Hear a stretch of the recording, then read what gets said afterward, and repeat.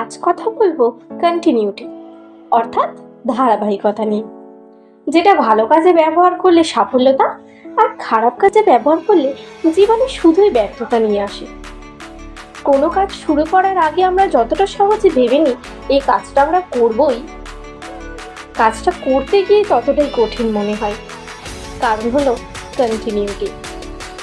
একদিনে বড় কিছু করা যায় না, কিন্তু প্রতিদিনের ছোট্ট ছোট্ট চেষ্টা একসময় বড় পরিবর্তন এনে দেয়। যদি তুমি সত্যি কিছু অর্জন করতে চাও, তবে প্রতিদিন একটু একটু করে সামনে এগিয়ে চলো। দেখবে প্রতিদিনের এই চেষ্টাটাই তোমাকে সাফল্য এনে দেবে। তাই থেমে থেকো না, এগিয়ে এসো। জানি ভালো কাজ কন্টিনিউ করতে একটু কষ্ট তো হবে, কিন্তু সাফল্যটা একদিন তোমার হাতে ঠিক ধরা দেবে।